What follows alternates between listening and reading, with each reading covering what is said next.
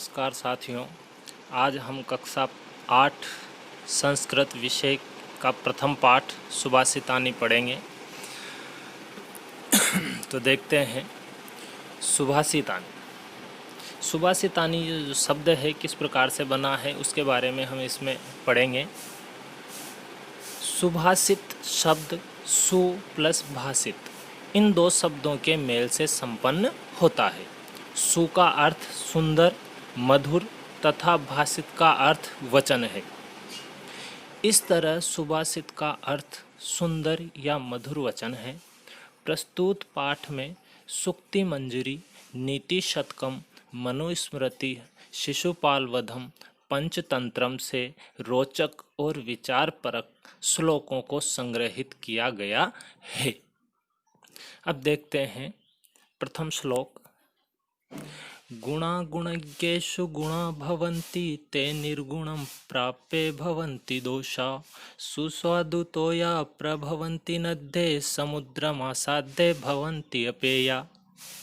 अर्थात गुण गुणज्ञेषु, गुणों के जानने वालों में ही गुणा भवन्ति, गुण होते हैं।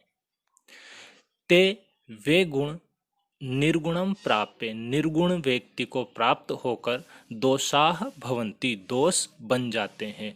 अर्थात गुणों के जानकार के पास ही गुण कहलाते हैं।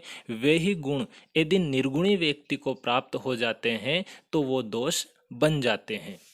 जिस प्रकार सुस्वादु तोया प्रभवंती नद्ये, नद्ये अर्थात नदियाँ, सुस्वादु तोया मीठे जल से युक्त होकर प्रभवंती बहती है। यानी जिस प्रकार जो नदियाँ हैं उनके अंदर मीठा जल होता है, लेकिन वह मीठा जल समुद्रम आसाद्य, समुद्र में पहुंचकर, समुद्र में मिलकर के अपेयाः भवन्ति, पीने के अयोग्य हो जाता है। अर्थात नदियों का जल मीठा होता है, लेकिन वही मीठा जल जब समुद्र के खारे पानी में मिल जाता है तो पीने के अयोग्य हो जाता है, अपेय हो जाता है।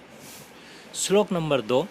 साहित्य संगीत कला विहीनः साक्षात् पशु पुच्छ विषाणहीनः तृणं न खादन्नपि जीवमान तद्भाग देयं परम पशूनाम।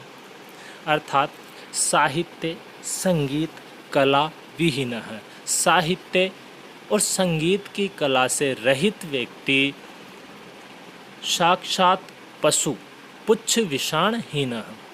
अर्थात बिना पूंछ, पुच्छ यानी पूंछ, विषाण यानी सींग, हीन यानी रहित यानी बिना पूंछ और बिना सींग वाले साक्षात पशु, साक्षात पशु के समान होता है।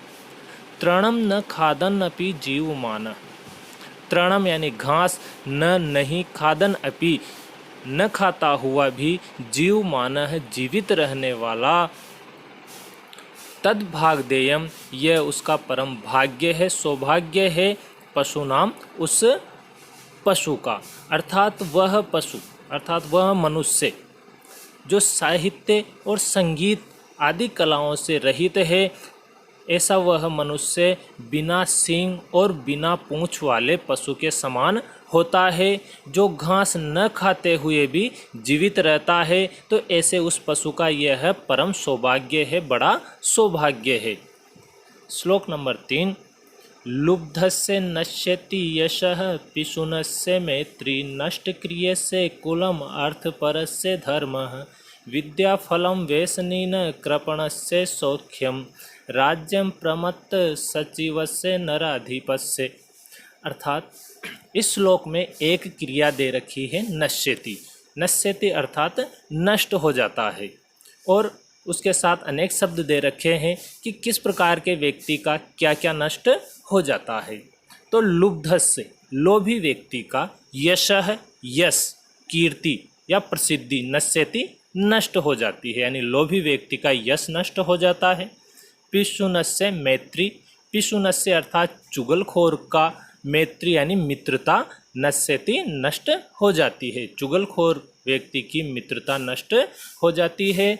नष्ट क्रियस्य कुलम, नष्ट क्रिय से अर्थात दूसरे के कार्य को नष्ट करने वाले व्यक्ति का, जो दूसरे के कार्य में बाधा डालता है, ऐसे उस व्यक्ति का कुलम नश्यति, कुल नष्ट हो जाता है।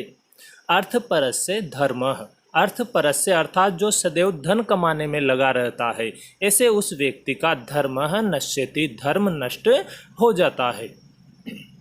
विद्याफलम वेशनीनः, वेशनीनः यानी बुरी लत वाले व्यक्ति का विद्या फलम नश्यति, विद्या से प्राप्त फल अर्थात ज्ञान नश्यति, नष्ट हो जाता है। बुरी लत वाले व्यक्ति का ज्ञान नष्ट हो जाता है। कृपणस्य सौख्यम, कृपणस्य अर्थात कंजूस व्यक्ति का सौख्यम सुख नश्यति, नष्ट हो जाता है। कंजूस व्यक्ति का सुख नष्ट हो जाता है। राज्यम प्रमत्त सचिवस्य नर अधिपस्य, प्रमत्त सचिवस्य अर्थात मत वाले मंत्रियों वाले, यानी ऐसे मंत्री जो राजा की नहीं सुनते हैं, तो ऐसे मत वाले मंत्रियों वाले नर अधिपस्य राजा का राज्यम नश्यति, राज्य नष्ट हो जाता है। अर्थात एक बार फिर देखना इसको ध्यान से, नश्यति इसकी क्रिया है जिसका अर्थ होता है नष्ट हो जाता है। अब किसका क्या नष्ट हो जाता है, तो लोभी व्यक्ति का यश नष्ट हो जाता है, चुगलखोर की मित्रता, दूसरे के कार्य में बाधा डालने वाले व्यक्ति का कुल, सदैव धन कमाने में लगे हुए व्यक्ति का धर्म, और बुरी लत वाले व्यक्ति का ज्ञान, कंजूस व्यक्ति का सुख, और मत वाले मंत्रियों वाले राजा का राज्य नष्ट हो जाता है। फिर देखें श्लोक नंबर 4। पीत्वा रसम तु कटुकम मधुरम समानम माधुर्यमेव जनयेत मधुमक्षिकासो संतस्तथैव समसज्जन दुर्जनानां श्रुत्वा वच मधुर सुक्त रसम सृजन्ति। अर्थात पीत्वा यानी पी करके, रसम यानी रस को, तु तो, कटुकम यानी कड़वे, मधुरम और मीठे, समानम समान रूप से, यानी मीठे और कड़वे रस को समान रूप से पीकर, माधुर्यम यानी मधुरता यानी शहद को ही, जनयेत यानी उत्पन्न करती है, मधुमक्षिका असो, असो यानी यह, मधुमक्षिका यानी मधुमक्खी, अर्थात ये जो मधुमक्खियाँ हैं ये कड़वे और मीठे रस को समान रूप से पीकर केवल शहद का ही निर्माण करती है, शहद ही उत्पन्न करती है।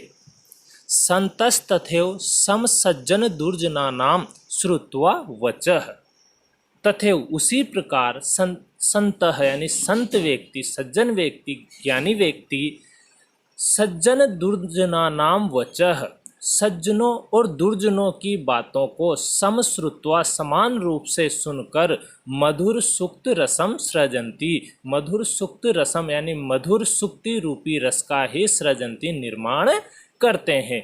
अर्थात जिस प्रकार मधुमक्खियाँ कड़वे और मीठे रस को समान रूप से पीकर केवल शहद ही उत्पन्न करती है, उसी प्रकार संत व्यक्ति भी सज्जनों और दुर्जन व्यक्तियों की बातों को समान रूप से सुनकर केवल मधुर सुक्ति रूपी रस का ही निर्माण करते हैं। श्लोक नंबर 5। विहाय पौरुषम यो हि देवम अवलंबेते प्रासाद सिंहवत तस्य मूर्धनि तिष्ठन्ति वायसा। अर्थात यो जो व्यक्ति पौरुषम विहाय, पौरुषम अर्थात पुरुषार्थ को, परिश्रम को, विहाय छोड़कर, देवम केवल भाग्य का ही, एव यानी ही, अवलंबिते सहारा लेता है, यानी जो व्यक्ति परिश्रम को छोड़कर केवल भाग्य पर ही निर्भर रहता है, भाग्य का ही सहारा लेता है। प्रासाद सिंहवत यानी महलों में रहने वाले शेर के समान, तस्य उसकी मूर्धनि यानी माथे पर, सिर पर, वायसाह तिष्ठन्ति कव्वे बैठे रहते हैं, यानी जो व्यक्ति पुरुषार्थ या परिश्रम को छोड़कर केवल भाग्य का ही सहारा लेता है, ऐसे उस व्यक्ति के सिर पर महलों में रहने वाले शेर के समान केवल कव्वे ही बैठते हैं। श्लोक नंबर 6। पुष्प पत्र फल छाया मूल वल्कल दारुभि धन्या मही रूहा येषाम विमुखम यान्ति न अर्थिनः। अर्थात पुष्प यानी फूल, पत्र यानी पत्ता, फलम फल, छाया छाया, मूल अर्थात जड़, वल्कल यानी छाल, दारू भी और लकड़ियाँ। धन्या यानी धन्य है। महिरूहा, महिरूहा अर्थात वृक्ष, अर्थात फूल, पत्ते, फल, छाया, जड़, छाल और लकड़ियों से युक्त वह वृक्ष धन्य है। ये शाम जिनके विमुखम यानी विमुख न अर्थिनः यान्ति या अर्थिनः न यान्ति याचक नहीं जाता है। अर्थात ये जो वृक्ष है वह धन्य है जिसके पास कोई याचक आता है और बिना उस वृक्ष से कुछ प्राप्त किए बिना ही वो वापस नहीं जाता है। अर्थात वृक्ष ऐसे उस याचक को कुछ न कुछ अवश्य देता है। श्लोक नंबर 7। चिंतनीया ही विपदाम आदाय प्रतिक्रिया न कूप खननम युक्तम प्रदीप्ते वह्निना ग्रहे। अर्थात चिंतनीय यानी विचारणीय, विचार करना चाहिए ही, निश्चय ही, विपदाम यानी आपत्ति पर, आदाव एवं सबसे पहले प्रतिक्रिया उसकी प्रतिक्रिया पर, यानी कोई भी संकट आए उसकी प्रतिक्रिया पर सबसे पहले विचार कर लेना चाहिए।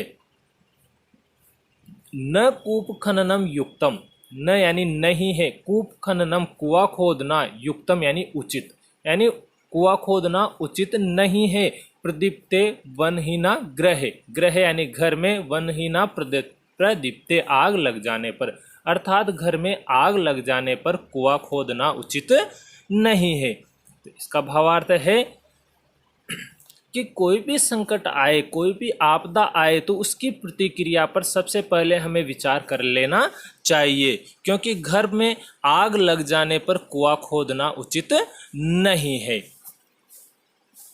तो ठीक है दोस्तों, आपको ये वीडियो कैसा लगा कृपया इसके बारे में कमेंट बॉक्स में कमेंट करके अवश्य बताएं।